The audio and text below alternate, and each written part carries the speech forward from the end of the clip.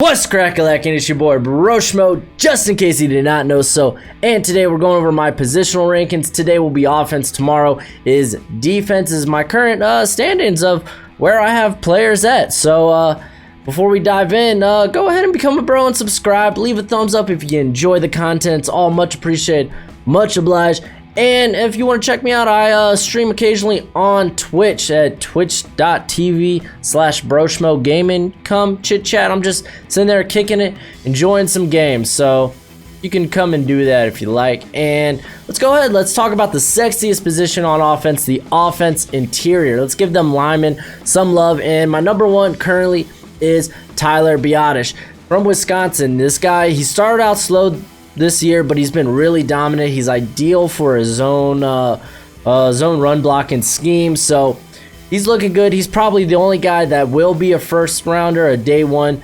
type of player, mainly because of Netane Moody's injury. This guy, I had him as my number one, but I'll get to him in a minute. Let's talk about Creed Humphrey from Oklahoma.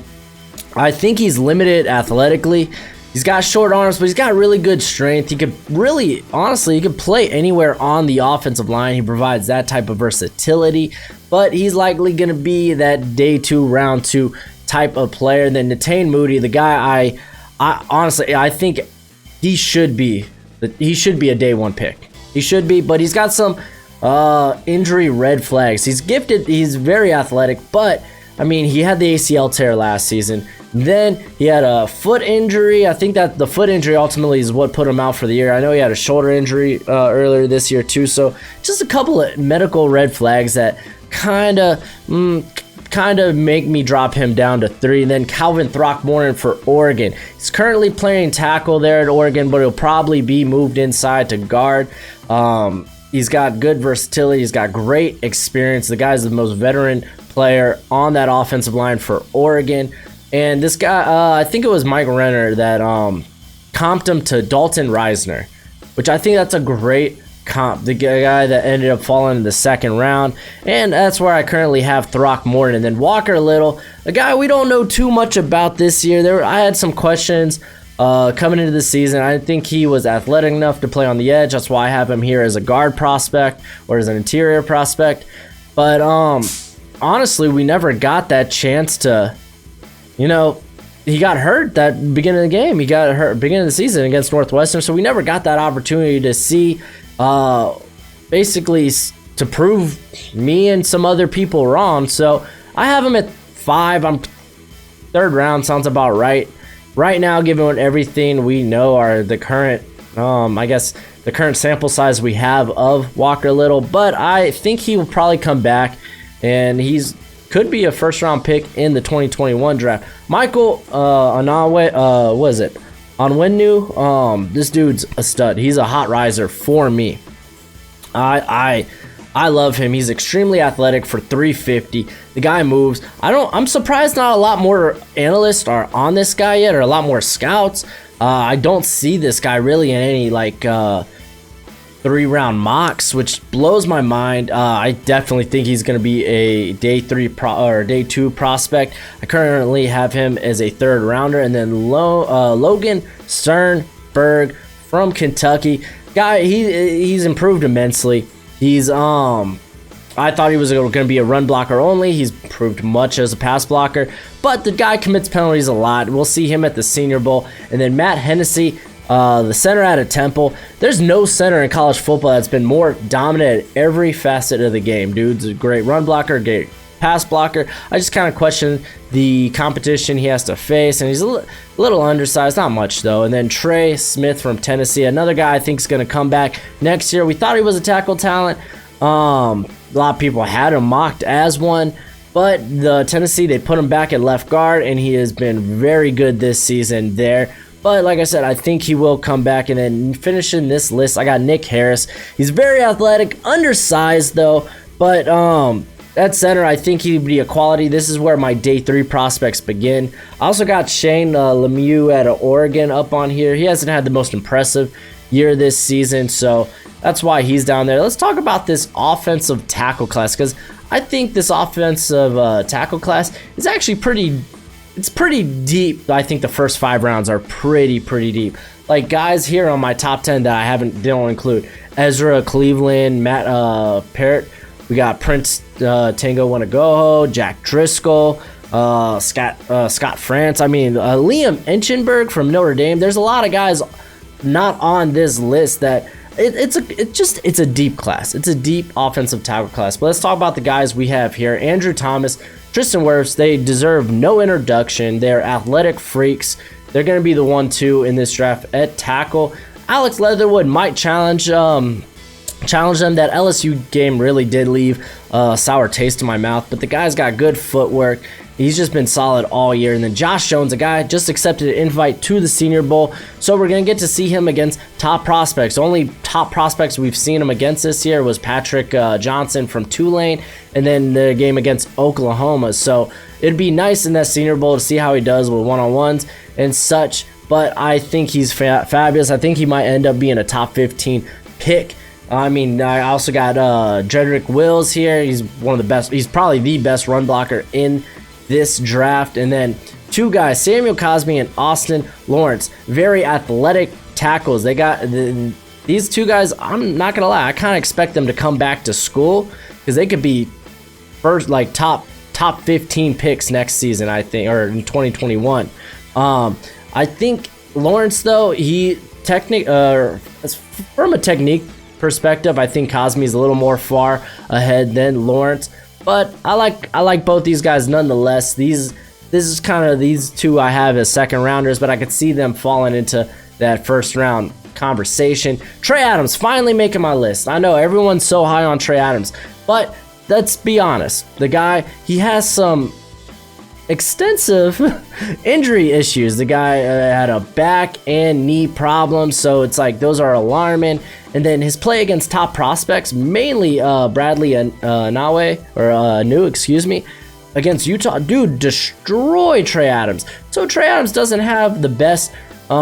He doesn't exactly look great against top prospects, but I've seen enough to where, like, I don't mind putting him here. This is kind of like the beginning of the third round, so I have him as still a day 2 pick, but more a third rounder. Lucas Nain, a guy out of TCU, very protected by that offensive scheme, but he's athletic enough to play the tackle position, and he's looked pretty good in pass protection. Again, another guy that's been hurt, so I have him in that third round. And then Jared Hilbert is actually looking a lot better than Trey Adams, but Trey Adams also, he gets matched up against the best guys. Hilbert's, he does not necessarily do that, he doesn't necessarily, I guess I'll say, get that opportunity, but he has looked good nonetheless. Let's talk about tight ends, because this is a very intriguing tight end class here. It's not a great tight end class. Last year was really good. This year, not so much, but there are some guys that are emerging. I got Hunter Bryant as a guy that I think, he's the only guy I think could actually go in the first round among the tight ends. He's not an inline blocker, but he's kind of Irv Smith Jr.-esque. He's a really, really good receiver. Jared Pigney, extremely great athlete, just not having the production this year. Bryson Hopkins I have up here too, but he struggled with drops. I got him as a third rounder, but a guy I do want to highlight, Josh Peterson from Louisiana Monroe. This guy is a chain mover. He gets first downs. He has 8 touchdowns on the season. The guy that I'm really high on, he's in that third round mix. Those 4 guys are probably the only guys I would consider day 2 or higher prospects, and then the rest kind of fall into day 3. Albert Okwe-Benam, I got him here. He's not had the best season, but it's honestly been a little bit more of the same we saw the year before, so he really has done nothing to improve his stock. A guy, Adam, Trotman? I'm excited to see this guy. He just accepted a Senior Bowl invite. He plays at a smaller school, Dayton there, but he has 70 receptions, 916 yards, and 14 touchdowns on the season. I'm excited. This is a guy that could really help his stock. Cheyenne O'Grady, he's here currently, but the guy left Arkansas, so he's just got a big character red flag, so this is a guy that might just fall off my board altogether. Jacob Breland, he's out for the rest of the year with the injury, so we won't see more of him. I think 5th round. He's kind of like, yeah, 5th round right now, even with or without the injury. I think he would probably been around that area. I got Harrison Bryant here, but Joshua, was it the cat out of Cincinnati, dude? This guy, he's such a 49ers player. This guy, he could play halfback or H-back. There's a lot of roles he can do on offense. He's kind of a Swiss Army knife. That's why I have him up here on this list. Let's talk about the receiving core, because I want to talk about actually 20 receivers because there's a lot of good receivers. This is a great receiving class. Just having 10, you can't really get into it's a great receiving class. Let's just get into it. So Jerry Judy, CeeDee Lamb, we know about them. They're going to be top 10 picks. We know. I got Laviska Shenault Jr. jumping Henry Ruggs. Henry Ruggs didn't play last week. He was hurt, but he's been kind of, I don't know. He has these moments where he disappears in some games, and it's not alarming because we know he's a very smooth route runner. He's got great speed, but Laviska Shenault, this guy's a weapon. He forces missed tackles constantly. He's going to be great off screens. He built like a running back. I just really love Shenault Jr. a lot. Honestly, it's kind of like with Jerry Jeudy and Lamb. They're like vying for that top spot. Shenault and Ruggs are vying for me. And then T. Higgins is kind of a dark horse in this. He's got great speed, great combination of size and speed. He makes a lot of great contested catches and then breaks the tackle from that. He's going to be a first rounder, hands down. And then here I have Tyler Johnson actually going over Jalen Reagor. The only big concern with Johnson for me right now is drops. It's not like they're consistent. He'll just have like a brain fart in a game and have like 3 drops. So it's like, while it's not that alarming, it's still something, you got to nitpick these prospects, if if you're trying to figure out who you're going to draft and where, And Jalen Reagor, the guys, I think he's coming back next season. His quarterback play has been terrible, and if you can't tell by his stats, they struggling. That's why I have him. He's right now, I put a 2nd round grade on him because we know he's a great separator. We know he's got great speed. He's not the best contested catch receiver in this draft. He's not the worst though. But I really expect him to come out next year. Tylan Wallace, I have him sitting here at 8. He's currently out for the rest of the season, so that's a big bummer. That's why, I have constantly had him here at 8. I didn't really feel comfortable putting guys above him at this point, unless they were like just been balling out. Devontae Smith, though, he has been balling out, but a lot of his stuff comes in the screen game, or if it's like if he burns somebody on a deep route. So, I think a 2nd round grade is safe for him. Another guy I think is likely to come back. Michael Pittman Jr. Actually, Smith? I don't know what more you can accomplish, though. I don't think he's going to be able to increase his draft stock that much. I don't think he could come back and be a first rounder. So if you come in and be a day 2 guy, then I think you go. You go, Devontae. You go, man. But Michael Pittman Jr. has just been excellent. My biggest question for him coming into the season was, can he separate? I didn't think he could. He has. He's played very good against actually very good secondaries there in the Pac-12. You can just go back to his game against Utah where he just annihilated that defense. And let's talk about 11 through 20 because this is where I think it gets really interesting because you got Antonio Gandy-Golden, who's I don't think he's flying under the radar anymore. He's been fabulous all year. Brandon Ayuk has been amazing for Arizona State. Have been just a yards after the catch machine. He's got really good speed. We've seen him as a return man. He's a guy that's really, really helping his stock recently. I think he's definitely a day 2 guy right now. Trey Walker kind of falls into the same category as Tyler Johnson. He'll have a couple of games here or there where he just does. It's like he forgets how to catch. KJ Hamler, I think he's coming back, honestly, but another guy with some high profile drops, but he's such a playmaker there. John Hightower out of Boise State. The guy's just a vertical threat. Another guy I can see coming back to school. See, it'll be interesting after the year seeing who declares and who doesn't. because I mean that. Oh, that'll help narrow down some of these decisions here. And then I got Justin Jefferson, a favorite of a lot of people. I saw stinking, what was it? I think it was Todd McShay. He has him as a first rounder, and I don't think that's the case, man. I'm not saying he's a bad prospect, but I think he might be a slot only type of guy. The guy, they don't really play him on the outside. I don't think he has the physicality to actually get off the line quick, have a quick release against corners that play on the outside. So I just think he's a slot guy only. Denzel Mims, he's got fabulous speed. He's kind of the Deshaun Watson of this class. I got, so Jennings out of Tennessee, right? This guy's just breaks tackles like nobody's business. This is a guy I can see rising up to maybe the second round in this draft. Like I said, there's a lot of guys. I mean, I didn't even include Sage Surratt from Wake Forest. I mean, his season's over, but man, he's been a very physical, very good receiver there for Wake Forest. Like I said, I mean, Colin Johnson's not on this list either. Just a lot of guys. It's a great class. What more can you say? It's a great class. Let's talk about quarterback, because I want to save running back for last, because that's very controversial to some people. I just don't think running backs should go in the first round. Hey, whoa, what, you heard of that? I did. Joe Burrow, we know he's a number one, hands down. I'm not moving Tua down, though. It says he's going to make a full recovery. Even if he cannot play next season, I don't think I'd move him down. He's better than Herbert. We saw how Herbert looked this past week. He looked lost in a game that they needed to win against Arizona State. He made some boneheaded decisions. I don't know, in big games, he just randomly disappears sometimes. He's still like a top 15 pick, don't get me wrong, just because of the arm talent and the size.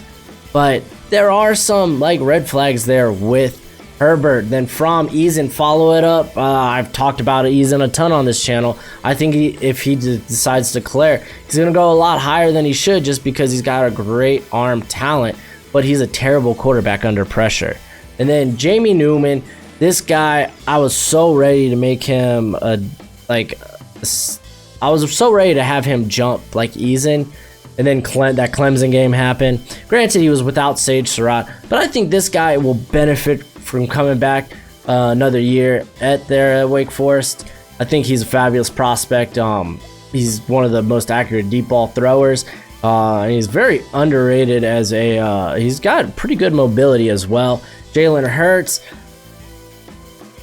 I don't get why people say he's a first round player. I don't get it, honestly. He's not terribly accurate. He's a good player, but I think he is a poor man's Lamar Jackson. He's not as good as a passer as Lamar Jackson was, he is not. It's not like Lamar Jackson's a great passer, but I don't think he's got as good as his arm as Lamar Jackson, and Lamar Jackson was a better runner. He's a poor man's Lamar Jackson. Just gonna say that. Jordan Love, I think he's coming back. He's played bad all year, fortunately. KJ Costello's had a rough season, but again, he's got size and he's got an arm. Charlie Brewer, really hoping they were gonna take out Oklahoma. I don't know what happened there, but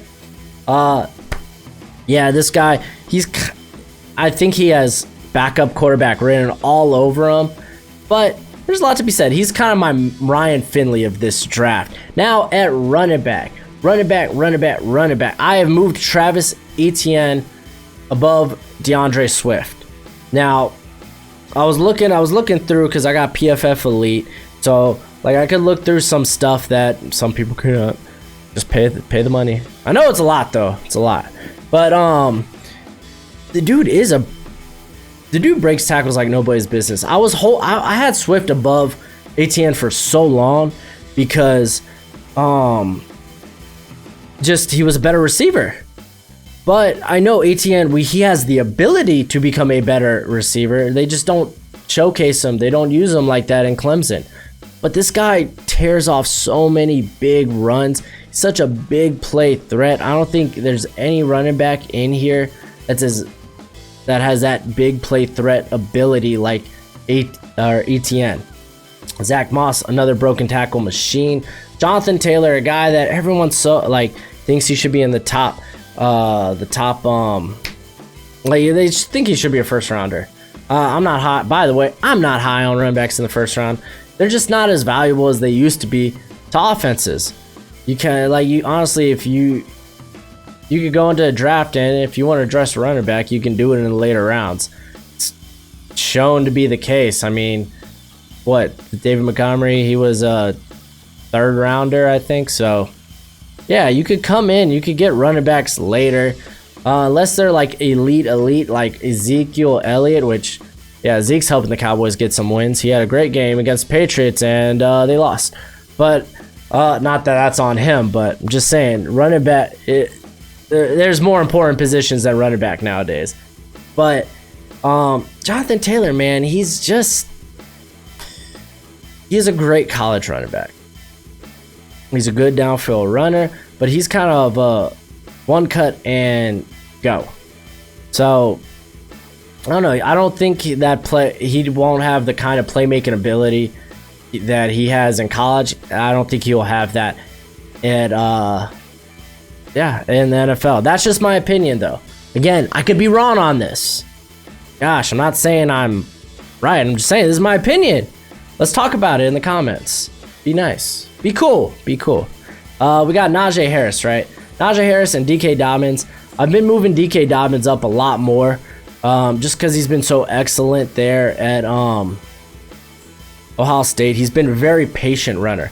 Very patient. He's a lateral runner. He's patient, waits for the hole, attacks. He's very Le'Veon Bell-esque in that, and I really like seeing that. Dimitri Fulton is here more because he's just he's like a James White.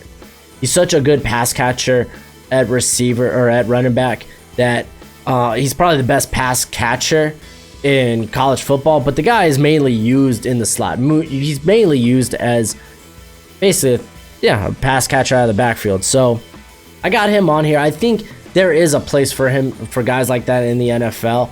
I have him as a 4th round prospect right now. I got Chuba Hubbard. Chuba Hubbard. Oh, Chuba Hubbard. Hubba Bubba, man. Everyone likes Hubba Bubba, right? But I don't think he's coming out. I think he's gonna go back. We haven't really seen him as a receiver this year, which is weird because they used him a lot more at receiver year before. So we know he's capable of that. But I got him as 4th round talent right now. He's been impressing, but again, I don't think he's coming out. And then Keyshawn Vaughn and Eno Benjamin, they're kind of in the same boat. They're with struggling teams. Well, Arizona State's actually looked a lot better. Good on you for that win against Oregon. But, I mean, Eno Benjamin, he's really struggled out of the backfield. It's not like his offensive line's really helped him much. He's getting hit early. But these guys, they're really good at making tacklers miss. They're really good at shaking tacklers off. But, yeah, man. I got them here. I still have both as 4th round. Eno as a 5th. But yeah, that's it for my offensive prospects. Tune in tomorrow for the defensive. And hey, man, go ahead and comment in the comment section below. And let's discuss. But until next time, you be easy, my friends. Later.